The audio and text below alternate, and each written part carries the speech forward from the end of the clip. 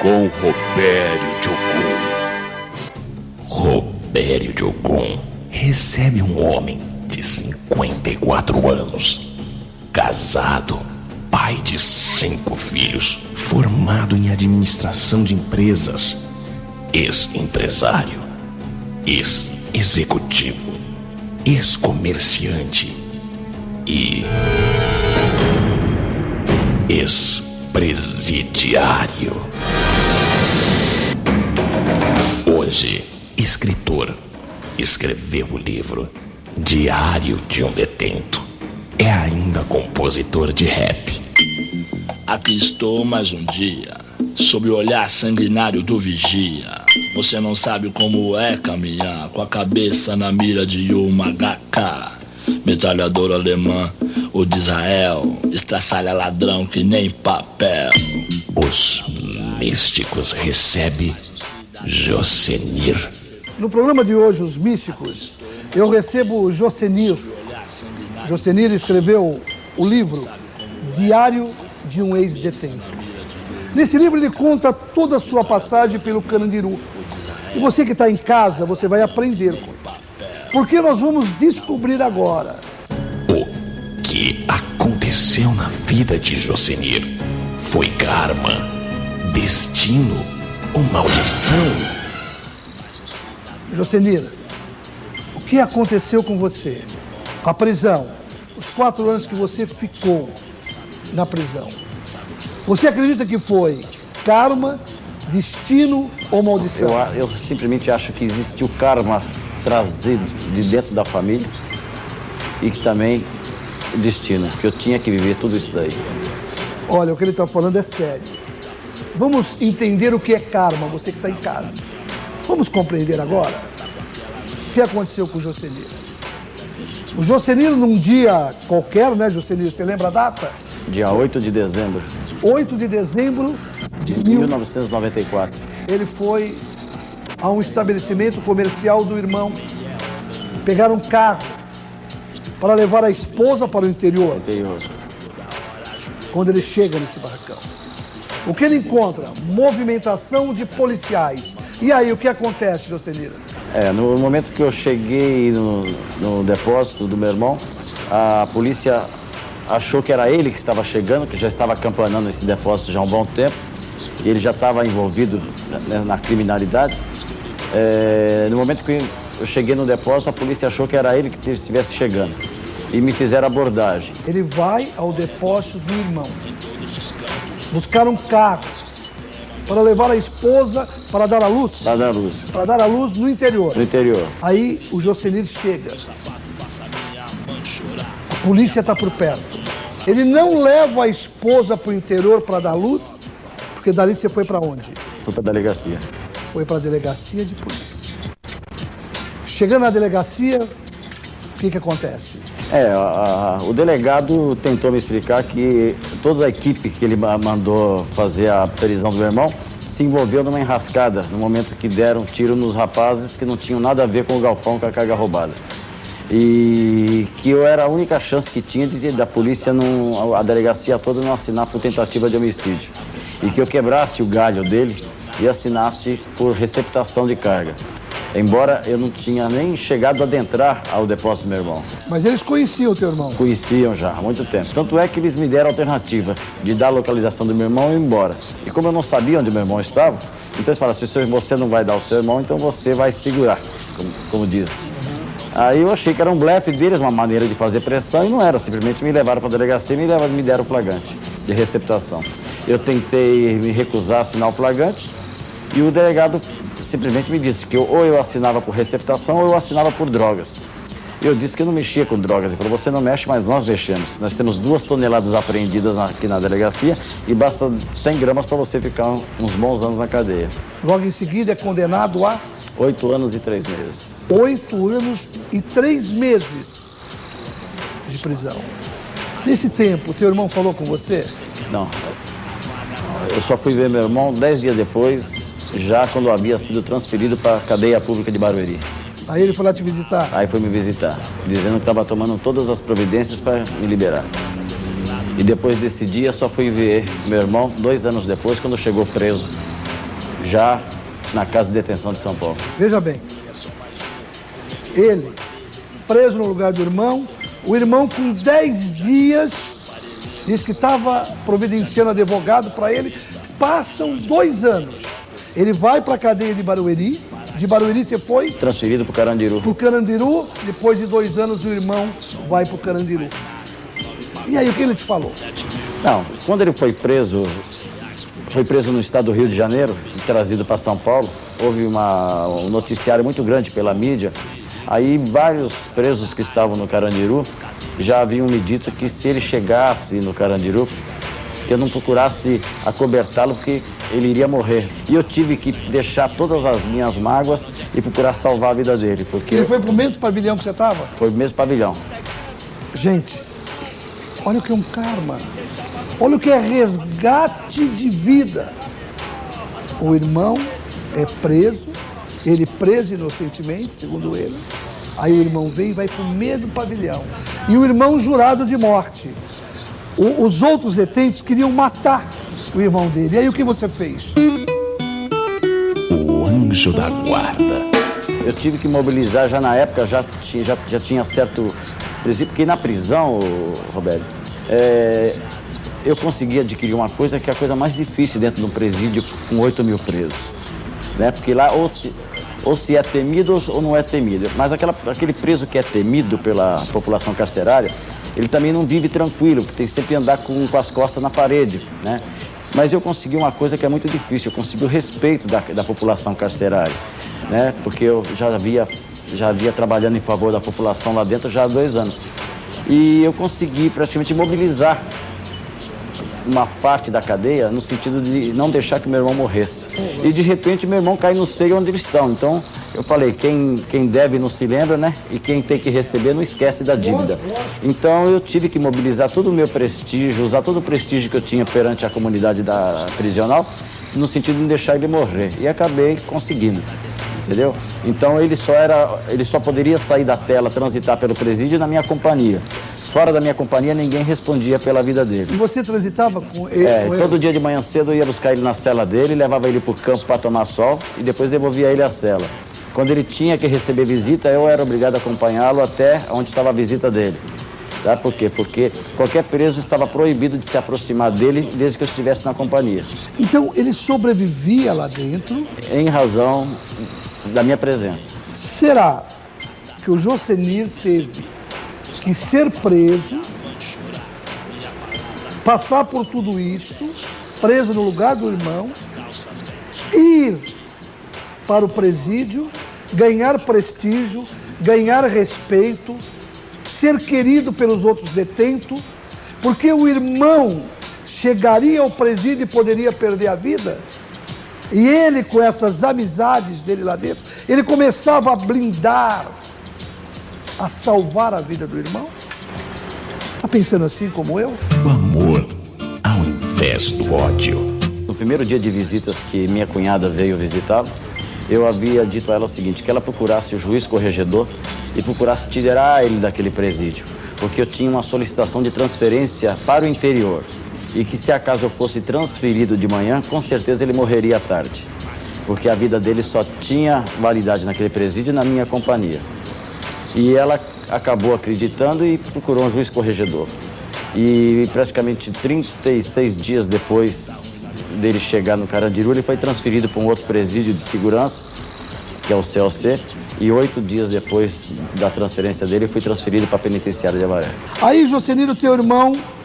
Bom, para você ganhar essa confiança, você escrevia carta para os presidiários, para os parentes dos presidiários, eles pediam para você escrever? A verdade é o seguinte, que quase toda a visão que eu tinha do sistema carcerário é a visão que a sociedade tem, aquilo que o sistema transmite através da mídia. Só que quando eu cheguei lá, encontrei um mundo totalmente diferente, uma cultura totalmente diferente, e que ou se adaptava àquele mundo, àquela cultura, ou simplesmente não sobreviveria. Então, quando chegou a minha condenação de 8 anos e 3 meses, eu já estava sofrendo demais discriminação por parte dos presos pelo fato de não ser bandido, nem nada. Então eu vi que eu tinha que fazer alguma coisa ali, que tomar alguma atitude, já que eu teria uma condenação longa a cumprir.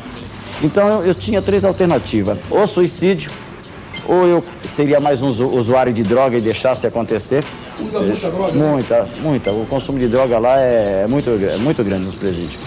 Ou senão eu procurava uma forma de conquistar a massa carcerária, tá? Deixar de ser discriminado. Porque no momento que eu era discriminado por aqueles que comandavam o presídio, ao mesmo tempo eu era alvo dos usuários de droga, que vinha em mim a galinha dos ovos de ouro para poder praticar extorsão.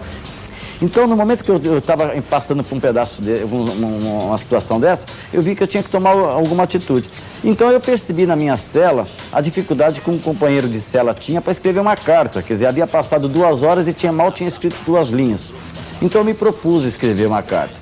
Então, ele começou a me dizer o que ele queria dizer na carta, e eu senti que existia uma animosidade entre ele e a namorada, que haviam brigado no dia de visita, e que ele estava tentando reconquistá-la. Acertar aquele não entendido. Eu peguei e escrevi uma carta, usando as minhas palavras, mas dentro do pensamento dele, e no final pedi a ele que se podia fazer um versinho, arroz com feijão, rimado, alguma coisa que pudesse ajudar na carta. Ele falou que poderia ser feito. Eu escrevi a carta, ele pôs o envelope e mandou. Quando chegou no dia de visita, a namorada voltou e queria saber quem escreveu a carta, quem fez aquele poema. Então ele veio todo orgulhoso. E assim começou a acontecer com outros presos. Primeiro na minha cela, depois no meu pavilhão, até que tomou o presídio inteiro. Então eu comecei a fazer poemas de tudo quanto é sorte, para namorada, para mãe, para papai, datas festivas, dia de Natal, dia dos namorados, tudo eles me pediam. E até por terapia, para mim, me ajudava, porque eu começava até nos momentos que eu estava sozinho a escrever poemas. Aí você já era um poeta lá dentro. Eu comecei porque esse livro de terapia ocupava a minha mente, né? Porque a verdade é que a ociosidade é a ferramenta do diabo, já se dizia, né? E no lugar daquele, então, gera muita maldade, né? Então eu procurava ocupar a minha cabeça e sabia que aqueles cadernos ia ter uso. Então chegou uma hora que eu comecei a encher cadernos e aqueles cadernos andavam pelos presídios todos. E de forma que isso aí, ao mesmo tempo que ocupava o meu tempo e era uma terapia, me trazia simpatia e proteção. Então chegou um determinado momento que os usuários de droga queriam distância de mim, porque era só um encostar para conversar comigo, vinham vários perguntar se estava acontecendo algum problema. Você passou a ter uma proteção. Uma proteção. Então ninguém mexia comigo ali. Então tinha aquilo, não mexa com ele, senão mexe comigo. A maioria vai em cima. Vai em cima, entendeu? Então você ganhou uma liderança. Mas conta para nós, qual foi assim a carta que você escreveu que mais te comoveu? Teve um preso que morava no mesmo, não morava na minha cela, mas morava no mesmo pavilhão, que pediu para conversar comigo em particular, mas ali ele não aguentou e começou a chorar, dizendo que ele houve uma discussão séria com a mulher dele no dia de visita e que ele acabou ofendendo ela, porque ele estava desconfiado que ela pudesse estar agindo mal no lado de fora e acabou magoando ela, e já faziam 3 ou 4 visitas que ela não vinha. Então eu escrevi eu fiz um tipo de uma declaração, que ela é pequena, mas é singela, que posso até dizer para você. Gostaria. Que eu dei o nome de Desejo, que fala, né? Ao te ver pela primeira vez, desejei conquistar seu corpo. Foi atração. O tempo passou e desejei conquistar seu coração. Foi por paixão.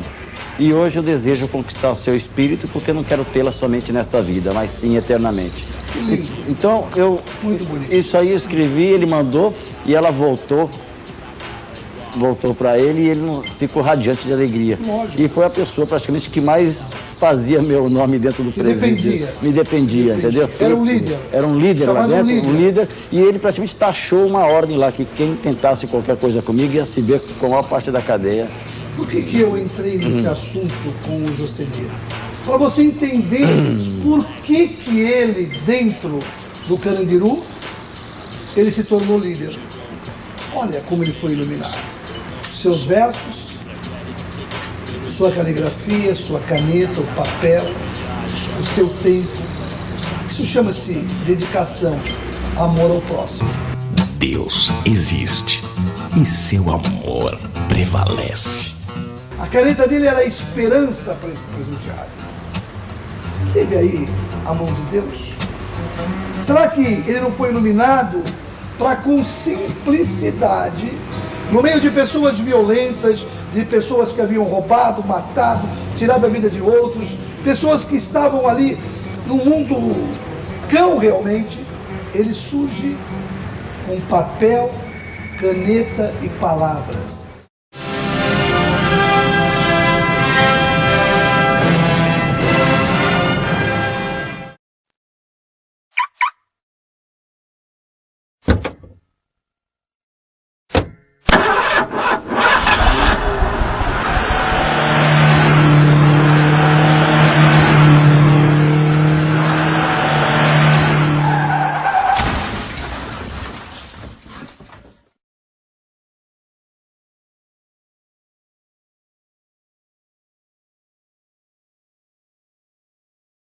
Se você parar de fumar agora, após 20 minutos, sua pressão sanguínea e a pulsação voltam ao normal.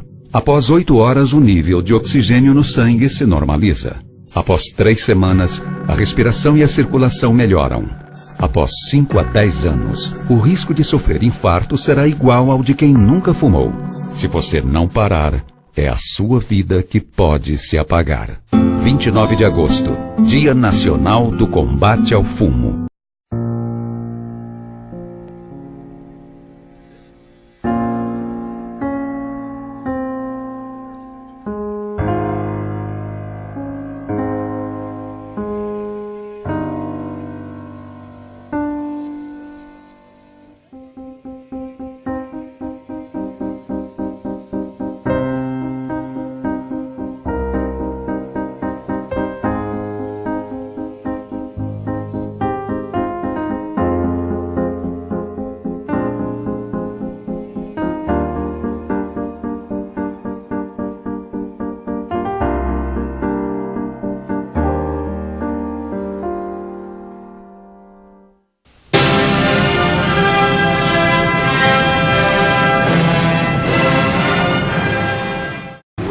Jocenir, dentro do Carandiru, qual a imagem assim que você, até hoje você lembra? Que te chocou realmente? A fragilidade da vida humana, né? Você vê que a nossa vida não vale nada, porque lá é um local que morre-se por pouco e mata-se por nada. Então você vê como a vida é frágil, quer dizer, uma única palavra pode te elevar ao mais alto prestígio na malandragem ou decretar sua pena de morte. Então, todos os dias você via cadáveres, ouvia alguém agonizando e não podia ajudar. Porque se você tentasse ajudar aquele que estava agonizando, que levou uma facada, você estaria comprando a briga também. E numa situação dessa, quando você vê que vai acontecer, você é obrigado a se desligar e se retirar. Porque senão você vai ter que ficar e segurar pelo homicídio. Dentro dos presídios vão padres, pastores, espíritas, vão muitos religiosos. Muitos religiosos. E há respeito com eles? Existe, e tanto é que o único respeito que existe realmente são pelas religiões. Pelas religiões. As religiões é que às vezes eu comento em outras matérias que eu participo, o poder que as religiões têm de mudar toda essa situação nos presídios. A lei da prisão. Só para você ter ideia do que é o comportamento dentro do presídio, primeiro, o que a gente acha banal aqui em termos de dirigir, às vezes, numa brincadeira, um palavrão, que a gente costuma, às vezes, entre amigos fazer isso lá é uma ofensa mortal. Você vê um jogo de futebol lá que não existe palavrão, que se xingar a mãe do juiz lá, o juiz vem te dar uma facada. Quer dizer, não existe palavrão. Você vê cara, às vezes, quase arrancar a perna do outro e não soltar um palavrão. Quando um preso caminha no dia de visitas com a esposa pelo presídio, se vier um preso em sentido contrário, sem ter companhia, ele é obrigado a olhar para o chão ou olhar para a parede, porque se fixar os olhos na esposa do preso, que seja, por mais simples que seja, isso aí é uma ofensa para o preso. Menos que você seja conhecido e tenha sido anteriormente apresentado pelo preso. Mas se você não conhece, você é obrigado a olhar para o chão ou virar pela parede. Então são certos comportamentos traçados pela própria delinquência dentro do presídio. Tudo que se conhece por comportamento, moralidade e dignidade, deixa-se na porta do lado de fora, porque você vai ter que se adaptar a novos costumes lá dentro. Lá dentro não tem essa coisa chamada moral, dignidade, nada. Não tem. É uma lei feita pelo homem. É a lei do cão. Lei do cão. Hoje, fazendo uma retrospectiva de toda a minha vida que eu passei, realmente eu vejo como Deus esteve presente comigo, né? Porque é verdade que ultrapassar toda essa cultura, esses comportamentos, não foi fácil.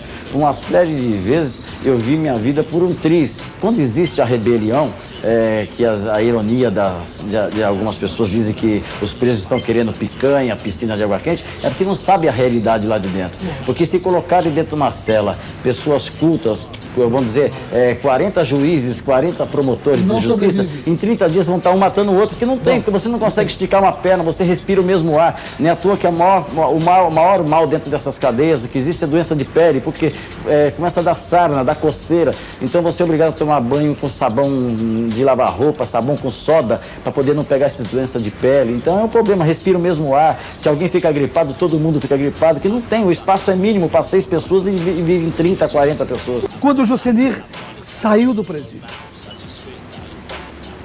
Ele chega na sua casa, encontra a esposa, 5 filhos, carência, necessidade, encontrou a família desprotegida e ele tem que tomar um caminho. Agora o Jocenir tem que resolver os problemas da família.